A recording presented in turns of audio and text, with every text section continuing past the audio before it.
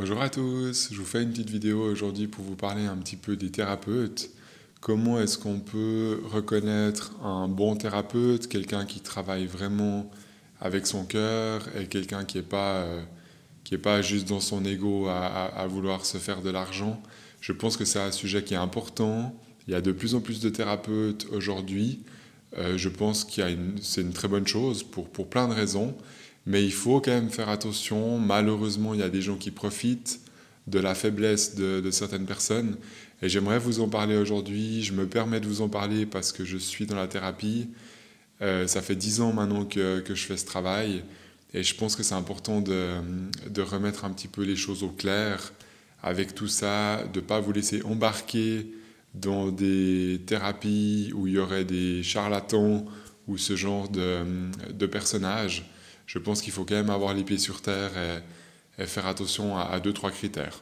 Alors je vais vous expliquer ce qui, selon moi, sont des critères importants pour vraiment voir si le thérapeute est vraiment dans un travail thérapeutique ou c'est juste plutôt du profit par rapport à votre faiblesse, par rapport à votre argent, ce genre de choses. Je vous en parle maintenant.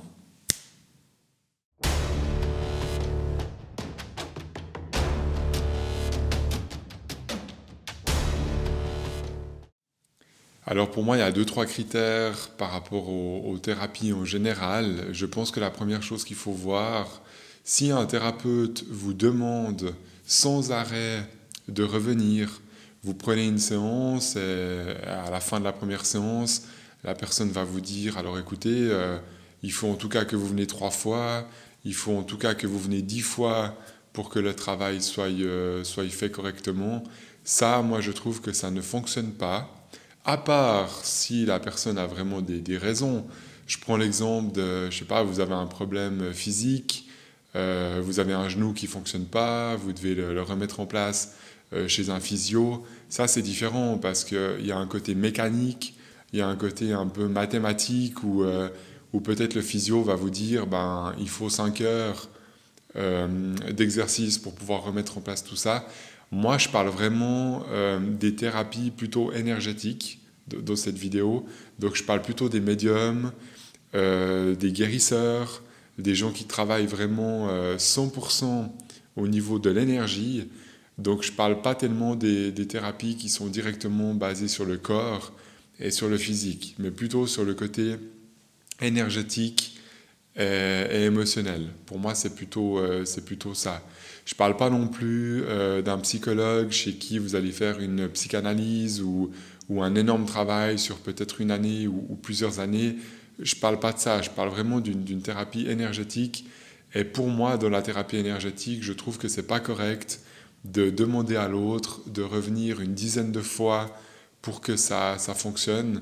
Je pense que c'est vraiment un premier critère. Si vous êtes chez un thérapeute ou si vous allez voir un thérapeute et qui vous dit qu'il faut absolument un certain nombre de séances qui forcément feront beaucoup d'argent au final, je pense que ça, c'est pas tellement juste. Ce qui est vraiment important dans l'énergie, c'est vraiment de laisser le patient complètement libre de ce qu'il a envie de faire.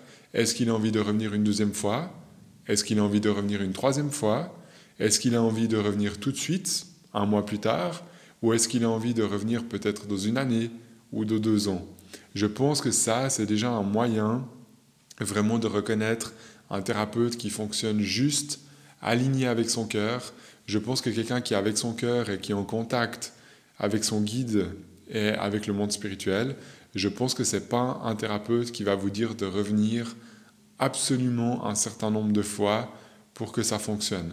Moi, je ne suis pas d'accord avec cette idée parce que je suis désolé, mais c'est ni le monde spirituel, ni notre guide qui nous demande de faire des choses comme ça.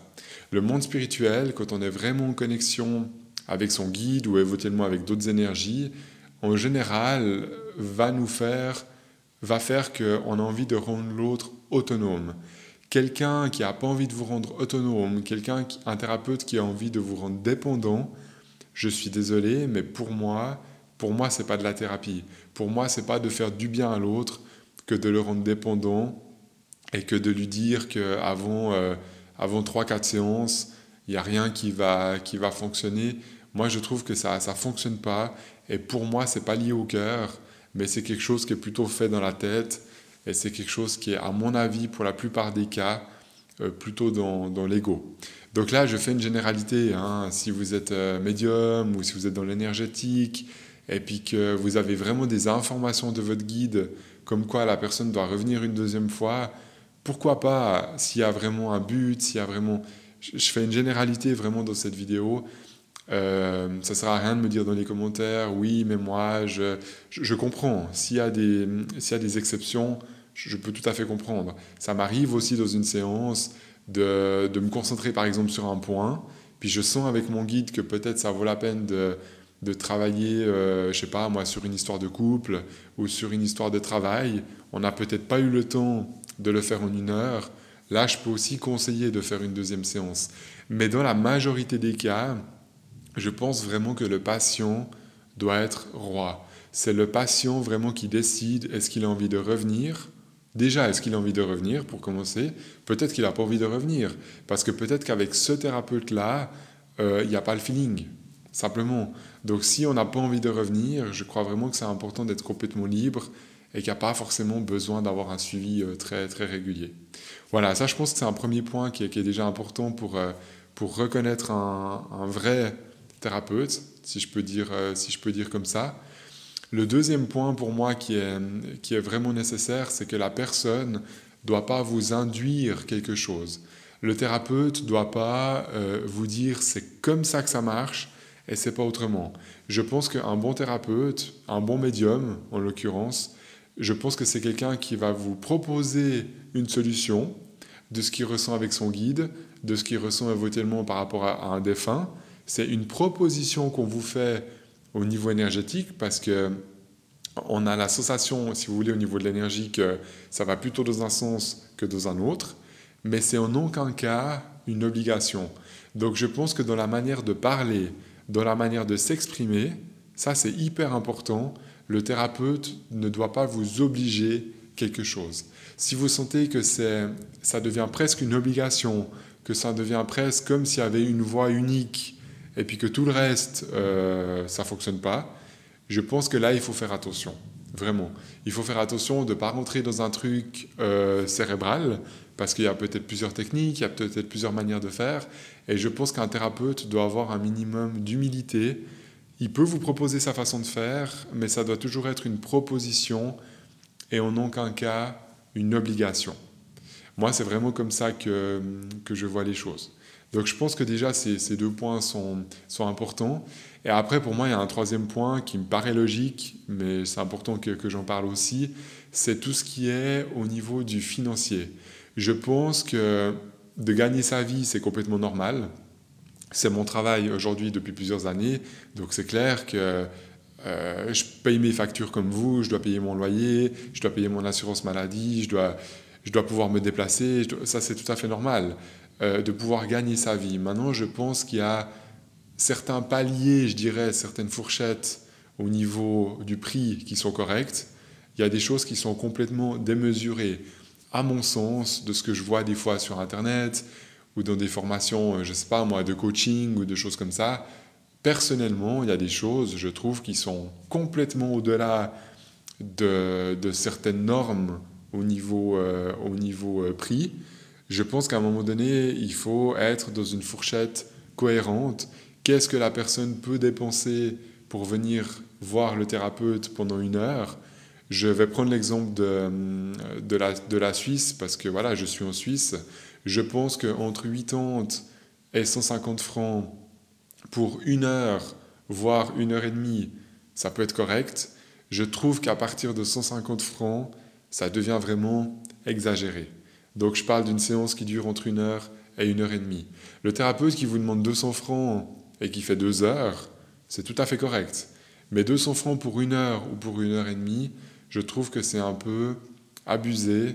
En tout cas, par rapport à la Suisse, je trouve que ça commence à faire beaucoup.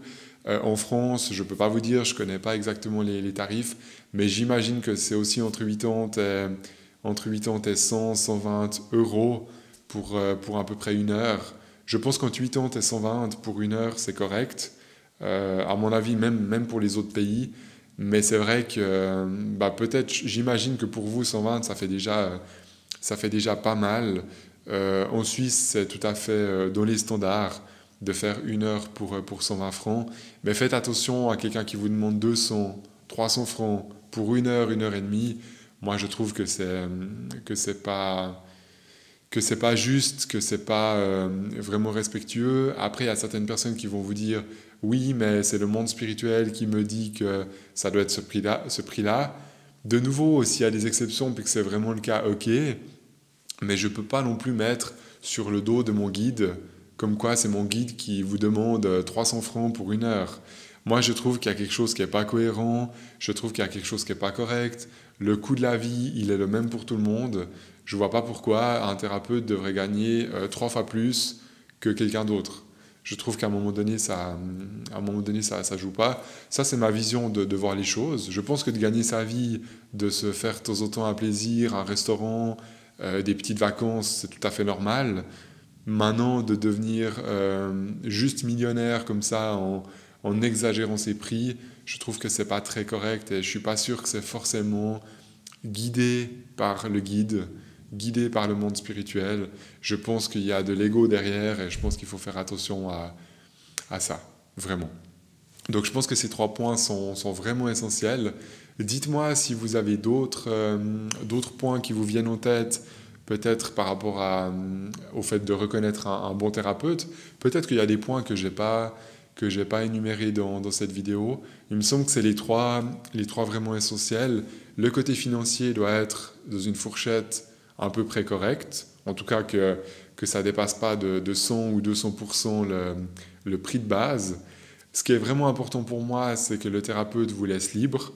Le thérapeute ne doit pas vous forcer à revenir, ne doit pas chaque fois à la fin de ces séances vous dire « Ah ça serait bien, on pourrait se revoir encore dans un mois ». On peut dire ça à 1, 2 fois parce que c'est nécessaire. Mais de dire ça au bout de la 10e séance, moi je trouve qu'à un moment donné, c'est pas correct. Vraiment, le patient est roi. Le patient a le droit de décider à 100% par lui-même. Ça, c'est vraiment important. Donc, si vous êtes un patient, puis que vous allez voir des médiums ou des thérapeutes dans l'énergétique, et puis que vous ne vous sentez pas libre, moi, je vous conseille de ne pas y retourner. C'est hyper important que vous vous sentez libre, c'est hyper important que vous vous sentez le droit de prendre un rendez-vous, d'annuler un rendez-vous. Moi, je trouve que c'est vraiment essentiel de pouvoir fonctionner avec ça. Et puis le 3e point qui vraiment pour moi est important, c'est ce côté où le thérapeute ne doit pas vous obliger à faire quelque chose. Le thérapeute ne peut pas vous changer en réalité. Il peut vous proposer un chemin, peut-être un chemin qu'il a vécu. Moi, si je fais de la thérapie aujourd'hui, c'est parce que... Alors, j'ai pas du tout tout compris dans ma vie, c'est pas ça. Je suis de loin à avoir tout compris. Par contre, j'ai une certaine connaissance de la connexion avec mon guide. Ça, c'est quelque chose que je vis depuis plus de 10 ans maintenant. J'ai l'habitude de faire de la méditation. Tout ça, c'est des chemins en fait que je peux proposer aux personnes qui viennent me voir. Mais en aucun cas, je vais obliger à quelqu'un de lui dire c'est comme ça, si vous ne faites pas ça, votre vie, elle est foutue. On n'a pas le droit de parler comme ça. Et peut-être le dernier point que je pourrais rajouter, c'est le côté d'autonomie. Je pense qu'un bon thérapeute, un vrai thérapeute, quelqu'un qui travaille avec le cœur, n'a pas envie de rendre déjà ses patients dépendants, déjà ça, mais a surtout envie en fait de... Moi, mon challenge, si vous voulez, dans mes séances, c'est que le moins vous venez me voir, le mieux j'ai fait mon travail. Parce que si vous venez pas me voir, c'est que soit vous avez compris quelque chose, soit vous êtes en train de travailler quelque chose qu'on a vu ensemble, et je pense que le moins vous avez besoin de venir me voir, le plus c'est un bonus pour tout le monde. Parce que vous gagnez de l'argent en ne venant pas me voir je ne sais pas combien de fois. Moi, je gagne du temps à pouvoir aider d'autres personnes qui en ont peut-être vraiment besoin au lieu de vous reprendre chaque fois pour juste tourner en rond dans des explications. Donc je pense que c'est vraiment un bonus pour tout le monde qu'un thérapeute qui a envie de rendre autonome en fait ses patients. Alors je ne dis pas que je suis le meilleur, pas du tout, je vous prends juste mon exemple, c'est ma manière de voir les choses.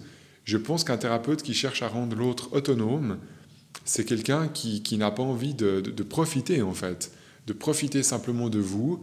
Et ça, je pense que c'est quand même un point qui est vraiment pour moi connecté au cœur. C'est vraiment l'humilité et le fait de vouloir rendre la personne vraiment autonome. Mais n'hésitez pas à me dire dans les commentaires si vous avez d'autres choses qui vous viennent. Après, je pense qu'on ressent, hein, faites vraiment au feeling. Si vous allez voir des thérapeutes, des médiums, des voyants, peu importe comment vous les appelez, faites vraiment au feeling. Suivez vraiment votre cœur, suivez vraiment votre première intuition. Quand vous tombez sur un site internet, ou quand vous tombez sur une vidéo, sur YouTube ou n'importe où, vraiment quand vous regardez la personne ou quand vous êtes les yeux dans les yeux avec elle, qu'est-ce que vous ressentez au fond de vous? C'est vraiment cette première impression pour moi qui est le plus essentiel. Et je pense que cette première impression ne vous trompe pas si vraiment vous vous écoutez. Pareil, si vous tombez sur un site internet, est-ce que ce site internet vous parle? Est-ce que vous trouvez que c'est cohérent? Ou est-ce qu'au contraire c'est un petit peu le bordel? Excusez-moi du terme, mais des fois il y a des sites internet où c'est vraiment pas cohérent, où il y a plein de propositions différentes, il y a des fois 10, 15 soins à proposition. Moi, je pense qu'à partir du moment où on fait bien les choses et qu'on va vraiment en profondeur, on ne peut pas proposer 15 soins différents. Je pense qu'un thérapeute qui fait 15 choses différentes, c'est quelqu'un qui ne s'est pas vraiment trouvé, c'est quelqu'un qui n'arrive pas vraiment à aller dans sa profondeur non plus. Je pense que quand on est dans la profondeur, on a 1, 2, 3 choses peut-être, et on reste focalisé sur ces 3 choses maximum. Une liste comme ça de propositions sur un site internet, moi personnellement ça ne me fait pas envie, et j'aurais envie de dire que dans la majorité des cas, de nouveau il y a peut-être des exceptions, je pense que c'est des thérapeutes qui ne savent pas ce qu'ils font, et ils rajoutent simplement toujours, ils font des cours, et puis ils rajoutent simplement des choses sur ce qu'ils font déjà. Et je pense que ça, c'est de ne pas vraiment s'être trouvé encore aujourd'hui. Alors je ne critique pas, hein, peut-être qu'ils font du très bon travail, mais allez vraiment chez des gens, en tout cas moi je vous le conseille, qui sont vraiment spécialisés dans un truc ou dans un autre. Pas quelqu'un qui fait 50 choses différentes. Je pense que la personne est en train de se perdre dans ce qu'elle fait, et indirectement ça va vous perdre en même temps. Vous risquez de vous perdre, parce que c'est à mon avis quelqu'un qui est pas vraiment structuré encore à l'heure actuelle. Et à mon avis, sans structure, vous ressortez de là-bas et vous n'êtes pas vraiment plus avancé qu'avant. Ça sera peut-être une discussion intéressante, mais je ne suis pas sûr que ça va vraiment toucher, là où il faut. Je pense qu'on a tous une spécialité, et quand on découvre un petit peu cette spécialité, on n'a pas envie de proposer 50 000 choses. On reste dans 2-3 choses qui se regroupent souvent sur un même domaine. Je pense que ça, c'est important. Voilà, en tout cas, j'espère que cette vidéo, ça vous a plu. J'espère que ça vous donne 2-3 pistes. Faites attention si vous avez une certaine fragilité, si vous êtes beaucoup dans l'émotionnel. Faites attention à ne pas être non plus manipulé par certaines personnes. Malheureusement, des gens qui sont vraiment des charlatans et qui profitent. Et je pense que dans tous les pays, il y en a. Donc faites juste gaffe avec ça. Il y a des bons médiums, il y a des médiums qui font n'importe quoi. Vous allez le sentir assez rapidement, mais restez vraiment sur ce que vous sentez et pas sur ce qu'on vous dit. Ça, c'est vraiment important. Mettez-moi un petit pouce si vous aimez cette vidéo, et n'hésitez pas à me partager vos expériences aussi dans les commentaires, si vous avez déjà vécu des choses un petit peu bizarres, si vous êtes déjà tombé sur des thérapeutes qui voulaient sans cesse que vous retournez. Ça m'intéresse d'avoir un petit peu vos retours, parce que malheureusement, c'est quelque chose que je vois beaucoup chez mes patients. Et voilà, c'est un peu triste d'un côté, je trouve. C'est tellement facile de profiter de la fragilité de quelqu'un. Je pense qu'il faut vraiment avoir la tête sur les épaules, autant d'un côté que de l'autre. Donc autant le patient que le thérapeute, il faut rester dans quelque chose de cohérent et dans quelque chose qui vient du cœur. De se faire payer, c'est complètement normal, mais de rester dans des limites raisonnables. Voilà. Je vous remercie en tout cas de m'avoir écouté jusque-là, et moi je vous dis à tout bientôt pour une prochaine vidéo.